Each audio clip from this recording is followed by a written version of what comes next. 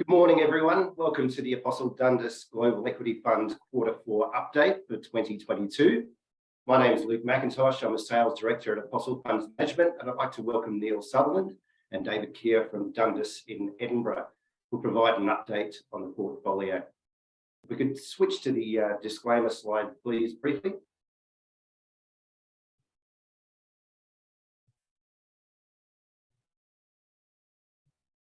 So the disclaimer slide points out that all information is general in nature and does not take into account your personal circumstances. There'll certainly be time for questions at the end of the presentation, so feel free to ask away after the presentation's concluded. Otherwise, during the presentation, you can use the chat function to ask any questions that you may have. So with that, I'd like to thank you for your attendance, and I'll pass over to Neil and David. So thank you very much.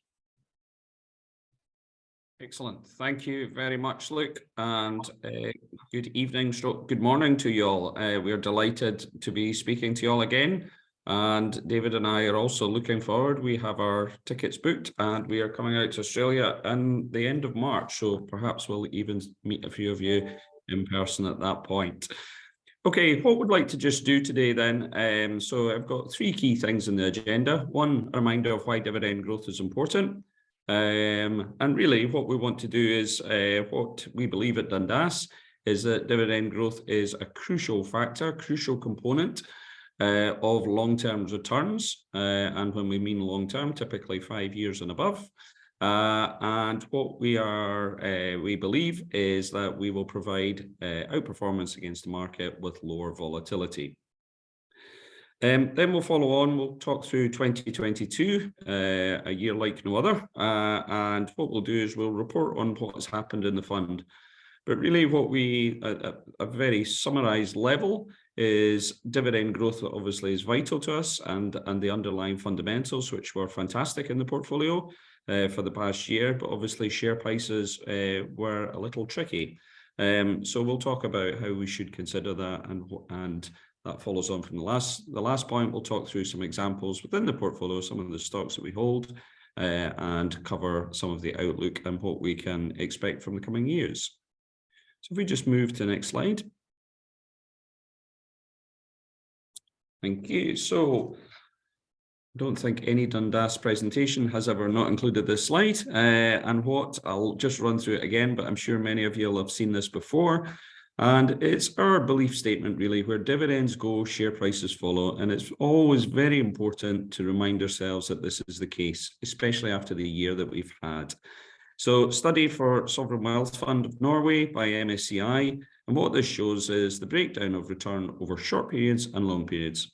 So what we see in the 1 year period is that dividend growth number, 38%, plus dividend yield. So that money is returned to shareholders, adds up to around half of your total return, whereas the other half will come from valuation. Now, 2022 was no different. The only difference in recent years is that blue bar was negative for many funds, and some of that more extreme than others.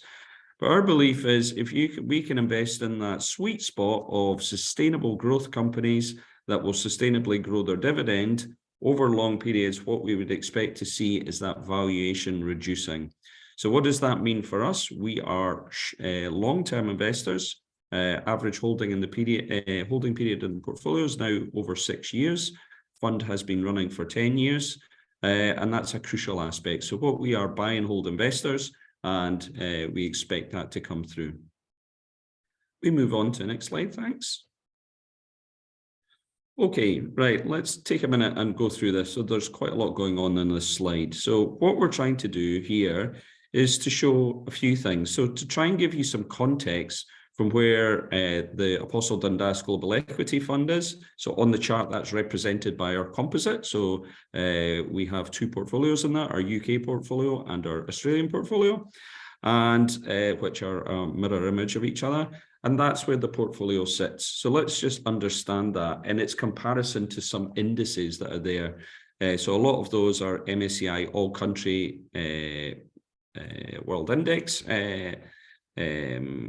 indices and variations of those. And we also put the MSCI Australia on that page as well. So what that shows along the bottom axis, what you will see is the payout ratio. So why is the payout ratio important? So that is how much of a company pays out in dividends, okay? The remainder of which is reinvested, hopefully, back into the business. So what you'll see is indices with lower payout ratios and lower yields. So what you'll see there is the All Country World Index growth. And you can see ACWI a little bit further up, and you'll also see ACWI quality. Now you'll see our portfolio is in between those. And what we'd probably do, if you were to read how MSCI categorize each of those, we're pretty close to the quality definition. So there's a lot of that we would identify with, but ever so slightly growthier than that. Then you'll see as you go further up, you see the ACWI index, you see ACWI value and ACWI high yield. So higher payout ratios and higher yields. So if you're looking more for the income. And then you'll see Australia. I don't need to tell Australians about their love of dividends.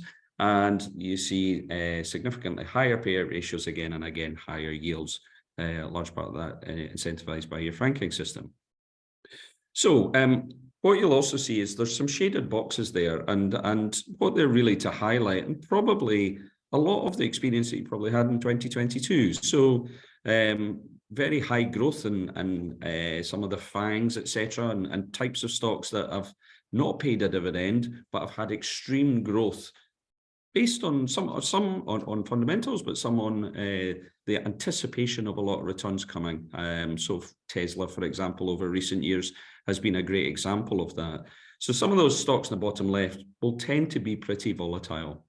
Whereas at the top right, the higher yield ones, suppose what other risks are you going to have in your portfolio then is the potential of dividend cuts. So if you're really relying on that income, then because of the high payout ratios, any bumps in the road for those businesses, you can see some dividends cuts coming through, and we've seen those in recent years. So that's just a context for the chart. So just to try and explain where we sit versus those indices. If you were to go to the bottom two lines, what we're showing is a 5-year total return for each of those indices, and also the 5-year standard deviation to give you an idea of volatility.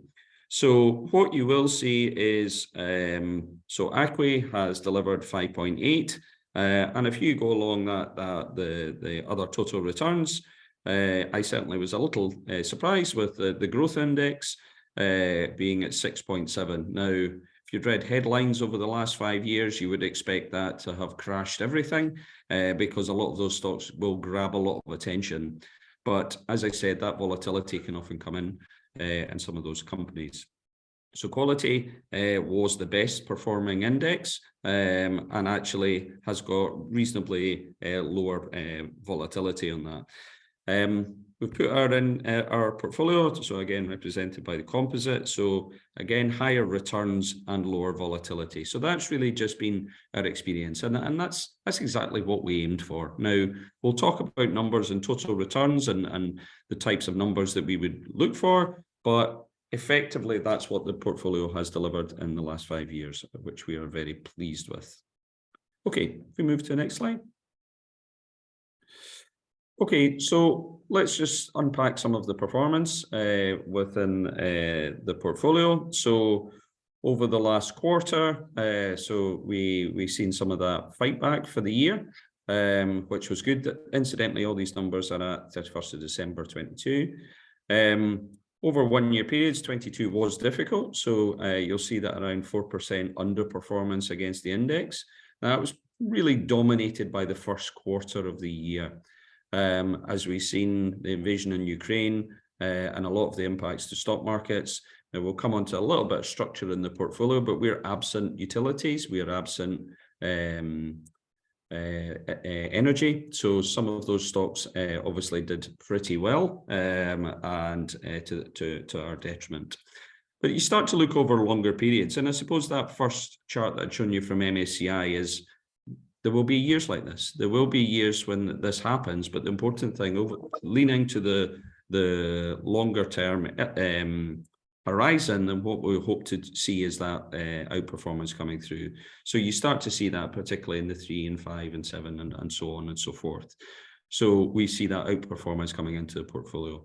What we'll do is we'll talk about sort of longer term returns and where they're rooted in, because our belief that where dividends go, share prices follow, understanding the growth rates, those dividend growth rates, and where their source form is vital to make sure that they can be delivered year on year. We understand on shorter periods that those share prices might not follow, but over the long term, they certainly do. Okay, if we just move forward one more.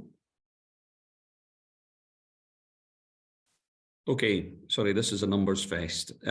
So what we're showing is the 10 years of history of the portfolio.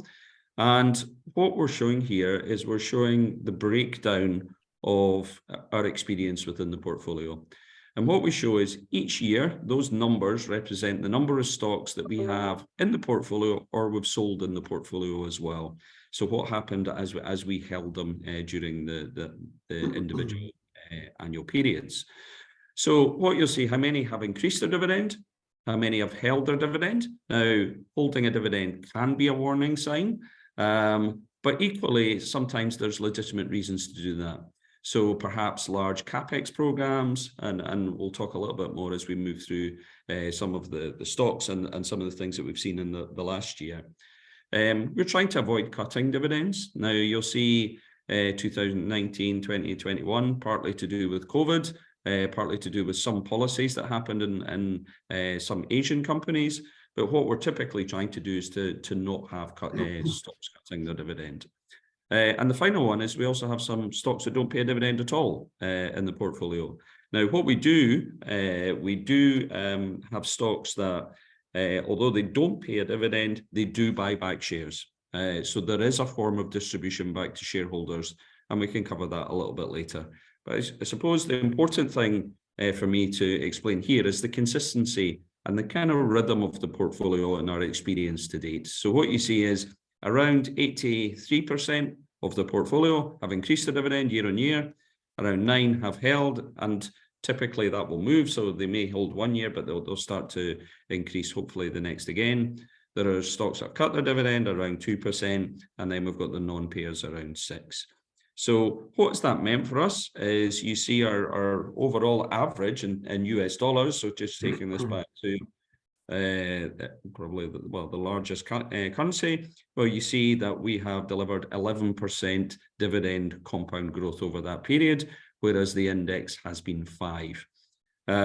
Hopefully you'll see across that line as well that we have been pretty consistent in that. So around 9 to 10 and the upper part of that at 15. There's obviously 1 year at 1%, which was really obviously dominated by that was the largest COVID year and the largest year for cuts. So you see the index actually cuts dividend by 12%. So we're pretty proud of our record in that year. And some of the companies, so there were some French companies, some Singaporean companies that actually had governmental pressure to curtail their dividend that year as we went through the turmoils of the pandemic. Okay, move one more slide, please. Okay, so what we're looking at here is the dividend decisions across the year. And what we can see is the average across the year in local currency was 17%. And while that gets translated into US dollars, that turns into 15. So I'll just pass on to David and he can add a bit more color to this slide. Great stuff. Thanks, Neil, and good morning to you all. So as Neil's already mentioned, tough year for the unit price of the funds, but actually a very good year for the fundamentals of our companies. And we measure that predominantly through dividend announcements and dividend growth announcements. So as Neil just said, the simple average for the portfolio was 17% for the year. And obviously there is some COVID bounce back in that. If you look on the right-hand side of the slide, you see some of the names. So Neil's talked about Asia, some Asian names, also some French names in there, which weren't able to pay full dividends due to government restrictions. So there's some bounce back in that. But having said that, my eyes are drawn to LVMH, which we'll touch on later, the French luxury company. So they obviously announced a good bounce back in dividend 2022, but actually in January, this year, they announced a 20% increase for the 2023 dividend increase. So actually very strong numbers have continued in January. The left-hand side, your eyes are probably drawn to that. As Neil's alluded to, we do own some non-pairs, and you can see the extreme left-hand side, the names that are starred. From PayPal to Akamai, these are all non-pairs, but the key thing to say there is that they are all engaging in capital return through share buyback programs. So these are companies that are growing their revenue. They're very profitable today, enjoy good margin structures, good cash generation, but they're choosing to reward shareholders with buybacks instead of dividends. But they're very clear they could pay a dividend if they wanted to. Walt Disney's on the extreme left. Actually, that's quite topical. Walt Disney has a tremendous track record of paying a dividend, increasing its dividend for 57 years pre-COVID. But actually, post-COVID, they haven't reinitiated or reinstated the dividend yet. Actually, they just had their Q4 announcement literally within the last hour. Obviously, a lot of stuff going on there in terms of activist investor pressure management to cut costs. And what they actually hope to do is reinstate the dividend within the next 12 months. So hopefully that will move from the left more into the middle of the pack. So good news, you can see there are lots of names in the middle, that the median and average around about 11 or 12, and that's kind of a number that is consistent with numbers that Neil showed you on the previous slide, and that's the numbers that really were consistent during the second half of the year as the COVID bounce back unwind. And obviously, as I alluded to already, we are getting some dividend announcements in 2023 already, and actually the news flow continues to be good. The average so far on companies has been 11 or 12%. With LVMH at 20, and companies such as Novo Nordisk, American Express announcing mid-teens dividend increases. So that theme of good, strong corporate fundamentals looked through the lens of dividend announcements remains strong. If we move to the next slide, I won't spend too long on this. This is quite high level, looking at the 22 attribution by sector. You can see there that really on the left-hand side, you can see the combination of healthcare, being overweight healthcare, and I'll come to that in a second, and having no energy. That really more than accounts for underperformance for the year. But let's look at stocks, which is what we like talking about. If we turn to the next slide, this breaks it down, the attribution by stock. And what I guess what draws my attention here is, we have a portfolio of 62 names. So it's a very diverse portfolio, well spread. The top 10 stocks only represents about 22% of the portfolio. So you don't see significant outperformance or underperformance by a single stock. It is very, very broad. If you look on the right-hand side, just focusing on that healthcare segment that I touched on earlier, you'll see names such as Sysmex, Sonova, and Lonza, which had a difficult 2022. And the reality was that this valuation theme that Neil's talked about, these companies really suffered from significant de-ratings during 2022. And we just focus on Sysmex, which was the largest negative contributor during the year. Sysmex is Japanese listed. It is a manufacturer of in vitro diagnostic machines and their reagents. For those who don't know what that is in vitro diagnostic machines is where blood or urine is tested in a lab for abnormalities. And they had a tough year, shares derated, and there's also pressure on the market shares in China from this China Buy Local campaign. But actually, we reviewed the shares within the last month, and we remain very optimistic about its prospects.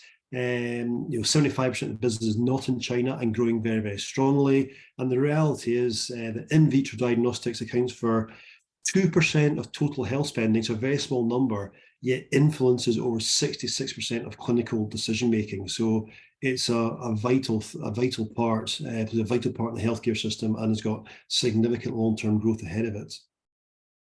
There were positives despite a difficult year. There were some positives. And actually, what caught my attention was there's a significant US theme to the outperformers in the portfolio.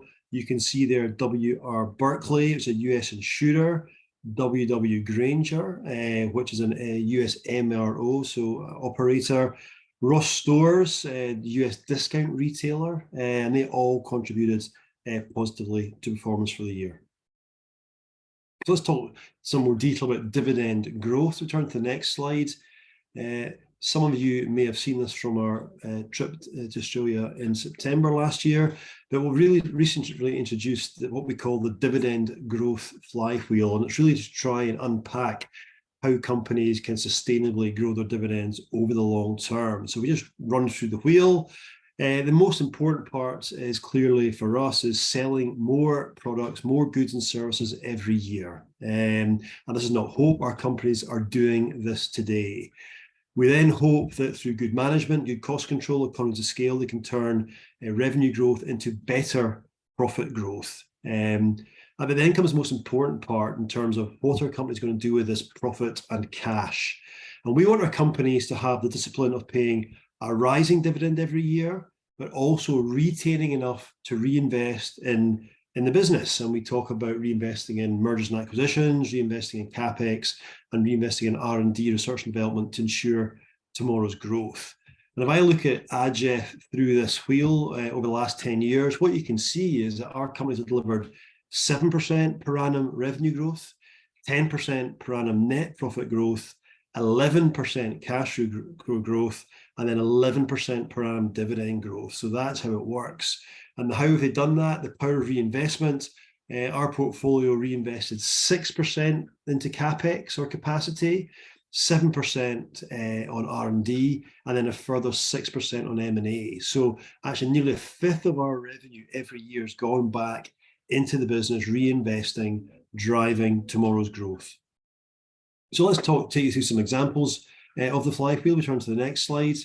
What we've done is pick companies who delivered various different dividend growth last year. Visa was a very strong performer in terms of dividend growth last year. We all know, I'm sure we all know what it does in terms of US listed payment network company. And if you look at the flywheel, you can see over the last 5 years, revenue up 10, net income or profits up 18% per annum, cash flow 15% per annum. It's given management that choice. What have they done with it? They've increased the dividend 18% per annum, and yet they're reinvesting 6% per annum through CapEx and acquisitions per annum. And just in terms of Visa, Visa e-commerce is a big thing for Visa. It still only represents 17% of all global retail sales, but that will rise and continue to grow over the next decades.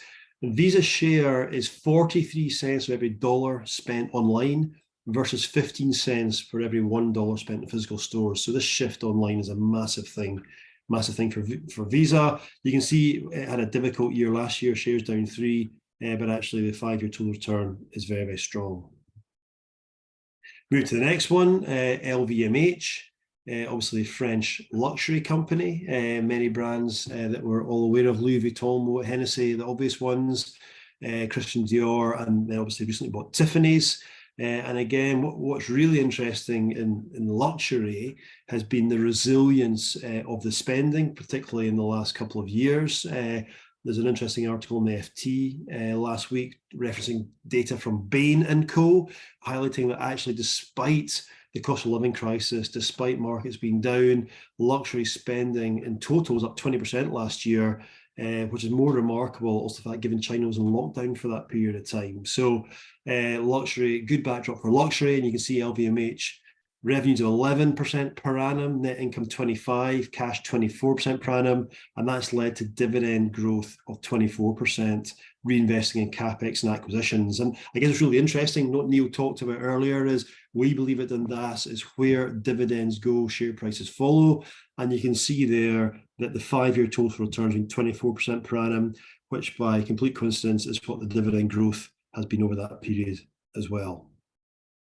The last example is Lonza. Now, Lonza is very, very interesting because you may have picked up on the dividend growth or dividend announcements chart that Lonza held its dividend flat in 2022. So you might say, well, what on earth are we owning Lonza for? So what is Lonza before I go into details? So Lonza is a CDMO, so a contract development manufacturing organization. So it is helping to design and manufacture drugs on behalf of pharmaceutical companies, whether that be traditional pharmaceuticals or actually biological drugs as well. The big thing about Lonza, and you can see this on the chart, is that it is investing huge amounts, all about capacity for Lonza, investing in the capacity to basically be able to make the drugs for these companies.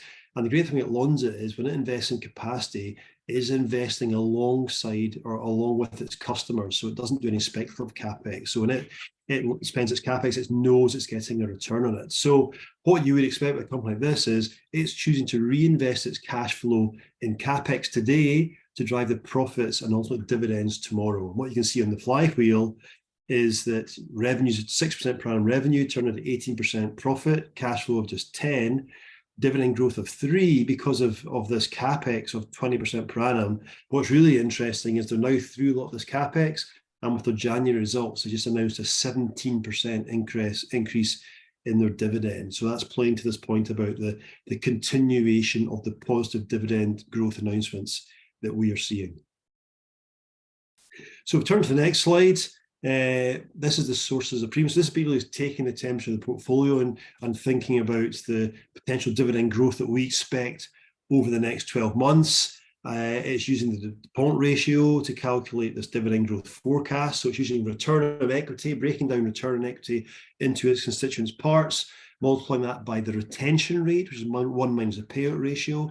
And what you can see on the left-hand side of the ROE calculation, so it's showing you net income percentage of sales, so how profitable our companies are, asset turnover, how efficient our companies are, and financial leverage, how leveraged the balance sheets are. And what you can see is that against the index, our companies are more profitable, they are more efficient, and they're lower leveraged than the index.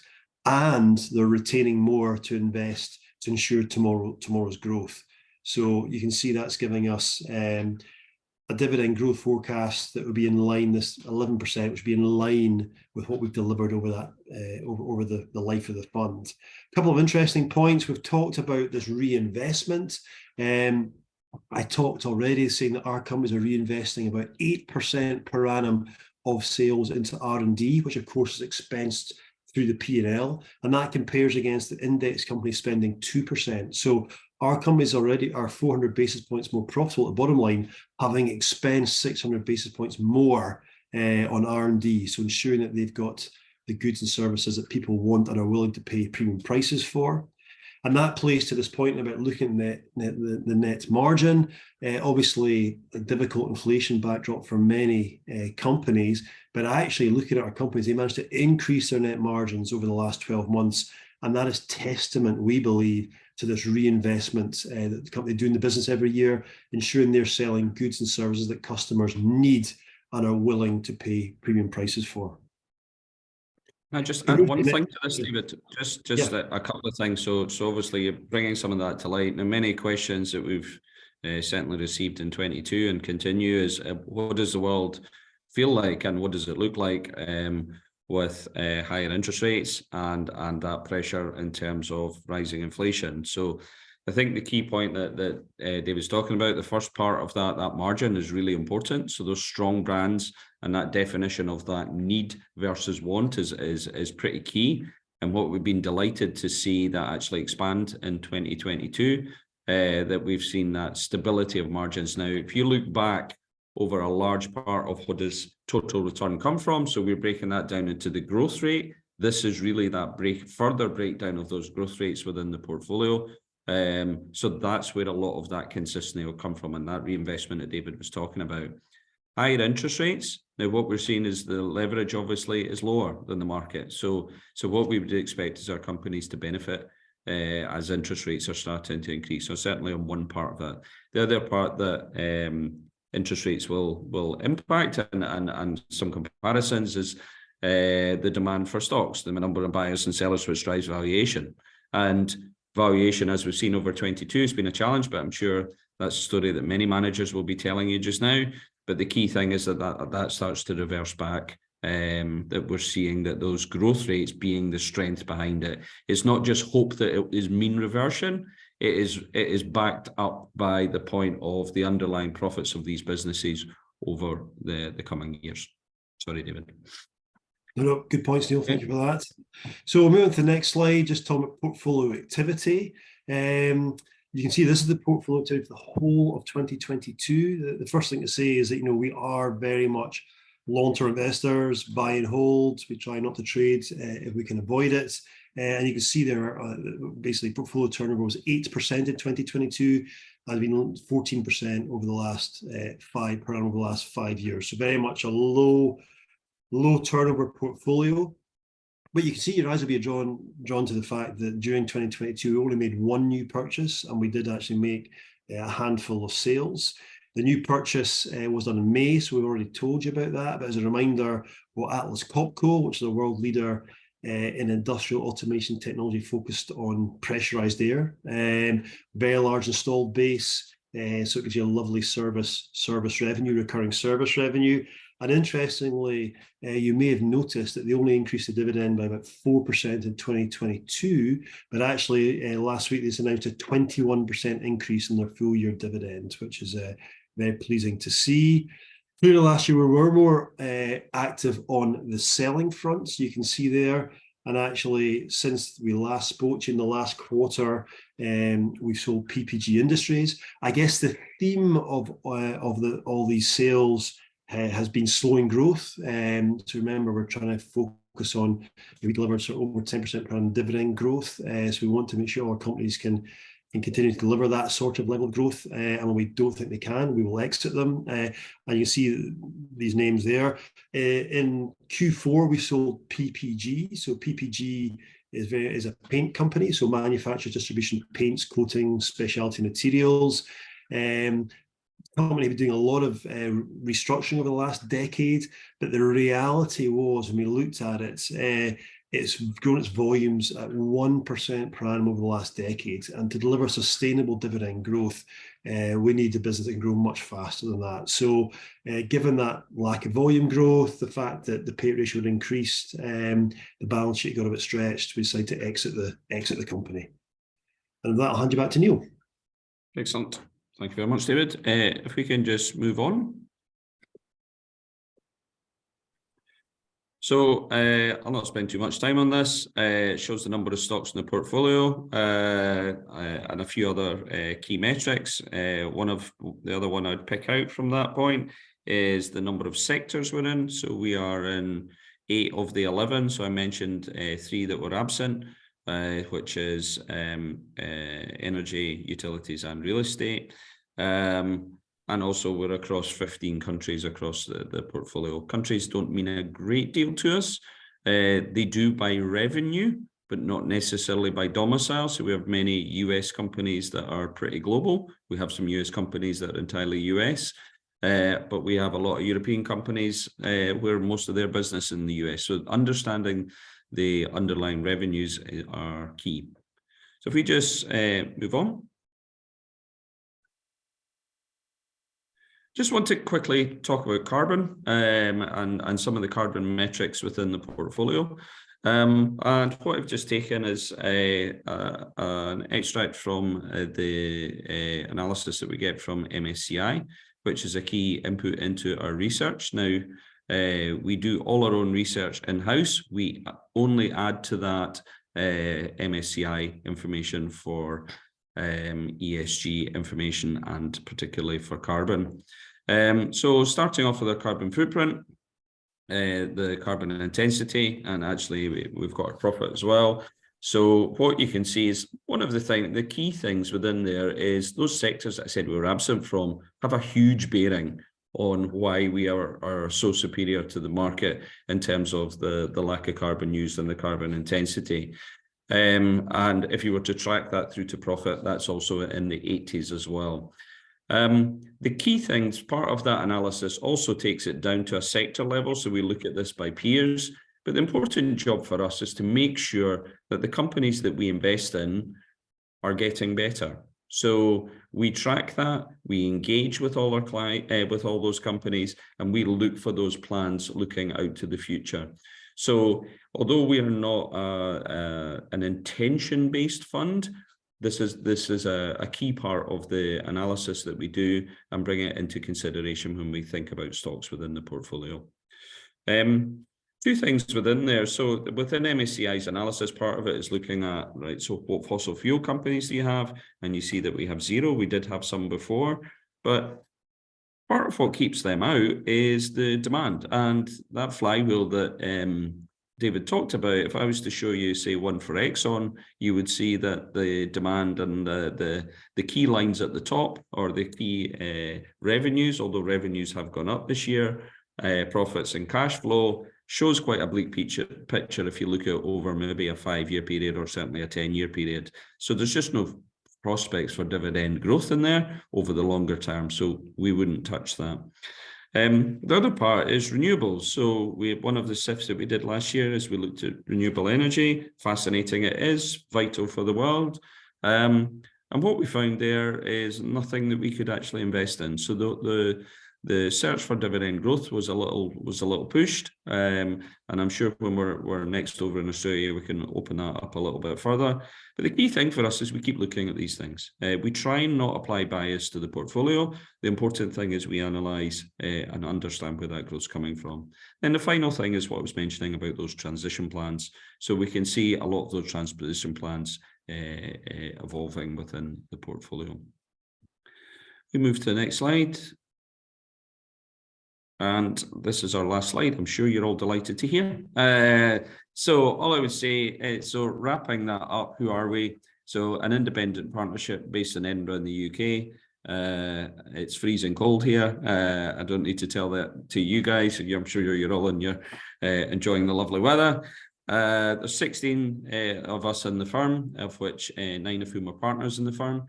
And effectively, why is that? We're trying to create a firm that will last long into the future. So the important thing is we're all co-invested alongside our clients. So what's important? Hopefully, we've explained that. Over the long term, dividend growth is the largest part of total return, and it's the least volatile, and that's what we expect to see in our total returns. So we're trying to invest in quality companies with consistent earnings. So, and a little part about ESG. So it shows that at the bottom, we are signatories to the PRI. We're also signatories to the UK Stewardship Code, which is probably quite a higher rated endeavour. And delighted to say that we're accredited by the UK Stewardship Code. Large part of that, ESG is part of what we do. It's intrinsic to long-term companies trying to have sustainable returns. So if you were to treat any of your key stakeholders, of which one is society, one is your staff, and one is the environment, if you don't treat them well, then likelihood is that your total return will suffer. Your dividend growth will suffer. Well, your revenues will suffer first, then your profits, then your cash flow, then your dividends, and ultimately then your total return. So we have been around for a while. August 2012, 62 holdings, greater than 2 billion.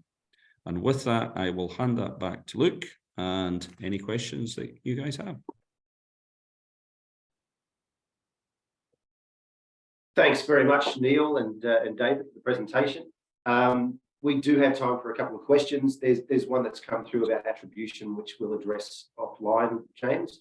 One of the questions here, given rising interest rates around the world, are you seeing companies looking to reduce debt levels? Sure. Yeah. Fine. Yeah, I mean, the great thing is about our companies is that, as we've shown in the page, that our companies are significantly lower leverage. So, you know, the biggest danger you can go, if you think about the potential for economic slowdown or economic recession globally, what you don't want to have a situation is where you're a levered balance sheet. And if your profits fall, you're in a situation where all of a sudden your debt covenants get breached, and you end this spiral where you end up having higher interest rate, higher debt payments. You can't reinvest in the business suffers. So that's got that spiral. So we're in the fortuitous position where our companies all have strong balance sheets. We try and avoid leverage wherever possible. So we kind of stay away from that area. And the other thing is that our business have proven so far to be very resilient, as we see through that the angle of dividend growth announcements. Okay, thanks. And just as a follow-on to that, is the greater borrowing costs affecting company profitability, and is that having an effect on dividends? Well, I mean, Yep. the answer's similar, but the key thing is that, what we've seen so far, the pleasing thing of the year so far, clearly markets have rebounded. That's all well and good in the short term. Who knows how sustainable it is? What we do know is, and what we follow every day, is the dividend announcements. And what we've seen so far in January and into early February has been very, very positive. So a continuation of this 11 to 12% underlying run rate that we saw in the second half of 2022 has continued so far in the first 5 or 6 weeks of the year. I think the other thing to add to that, Luke, which David mentioned earlier, we looked at the portfolio in terms of needs and wants. So the important thing for us is we see those revenue lines coming up. So we need to make sure that that growth is coming through in businesses. It's undoubted that every company in the world is facing challenges of some form just now. Higher labour costs, higher material costs, that's been around for a while. So and obviously higher interest costs is in terms of borrowing. So they're not immune from any of that.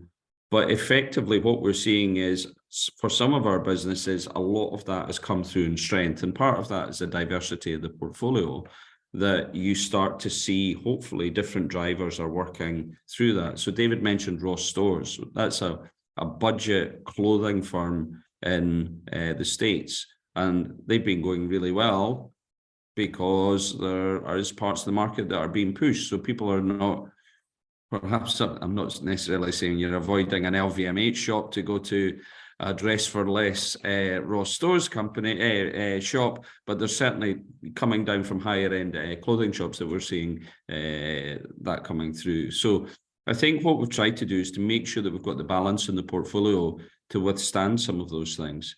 And actually, that's a key element to make sure that those margins are maintained or increased, and we see that return on equity, and we see that all coming through in the portfolio. So we just have to be vigilant in all of that. Okay, well, listen, I think in the interest of time, we'll conclude there. Thank you very much to David and Neil for dialing in from Edinburgh. We very much look forward to seeing you in March when you come to visit us in Australia and seeing a lot of our clients over here. So on behalf of the Apostle Dundas Global Equity team, we'd like to thank you for your attendance. Any further follow-up or questions, please feel free to contact myself, Luke McIntosh, or David Storm, and we'll certainly be in contact with you soon. So have a very good morning in Australia and New Zealand, and a very good evening in Edinburgh. Thank you very much for your attendance. Thank